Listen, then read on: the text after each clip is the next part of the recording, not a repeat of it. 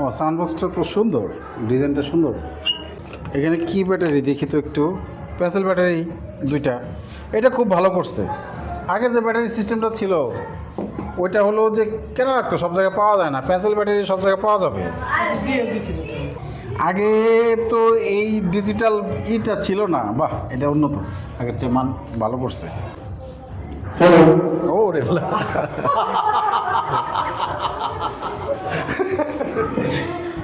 এই যেখানে চাপ দিতে হয়, এই যেখানে চাপ দিয়ে উপর দিকে টানতে হয়, এক এক এর এক এক সিস্টেম।